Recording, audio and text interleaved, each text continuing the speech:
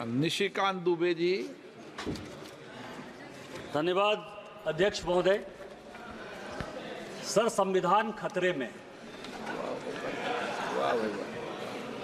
हम यहाँ हंसने की बात करते हैं, दलितों की बात करते हैं, पिछड़ों की बात करते हैं, आदिवासी को बचाने की बात करते हैं, और सारे सरकारों की नीतियां, चाहे केंद्र सरकार हो चाहे राज्य सरकार हो, कहीं किसी की भी सरकार हो, उसका एकमात्र लक्ष्य यही है कि समाज के अंतिम व्यक्ति तक पहुंचना है। मैं जिस राज्य से आता हूं अध्यक्ष महोदय, संथाल परगना एरिया से, जब संथाल परगना बिहार से अलग हुआ झारखंड, तो 2000 में आदिवासियों का पॉपुलेशन हमारे यहाँ संथाल परगना में 36% था, और आज आदिवासियों का पॉपुलेशन 26% है। 10% आदिवासी कहाँ गायब हो गए, कहाँ खो गए? इसके बारे में कभी भी ये सदन चिंता की बात नहीं करता है, वो वोट बैंक की पॉलिटिक्स करता है। और जो हमारे यहाँ सरकार है, झारखंड मुक्ति मोर्चा, कांग्रेस, वो इसके ऊपर जो है कोई भी एक्शन नहीं लिया जा रहा है। आज क्या हो रहा है? बांग्लादेश का घुसपैठ हमारे यहाँ लगातार बढ़ रहा है। जो आदिवासी महिलाएं हैं, उनके साथ बांग्लादेशी घुसपैठिए शादी कर रही है। हिंदू और मुसलमान का सवाल नहीं है।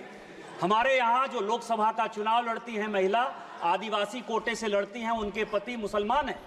जिला परिषद की जो अध्यक्षा हैं, उनके पति मुसलमान हैं।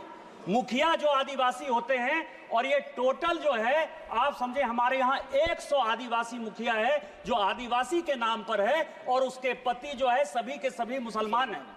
हमारे यहाँ अभी विधानसभा का चुनाव हुआ अध्यक्ष महोदय, 123% तक यहाँ सभी लोग चुनाव लड़कर आए हैं। प्रत्येक 5 साल में 15 से 17% पॉपुलेशन बढ़ता है या वोटर बढ़ता है।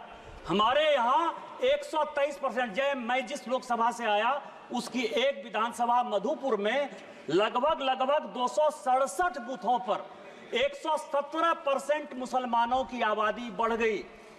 और पूरे आप समझिए कि टोटल जो है झारखंड में कम से कम 25 विधानसभा ऐसी है जहां 123%, 110% आबादी बढ़ी है। ये एक बड़ा चिंता का विषय है। दूसरा सर, हमारे यहाँ अभी पाकुड़ जिले में तारानगर, इलामी और डांगापाड़ा में दंगा हो गया। दंगा क्यों हो गया?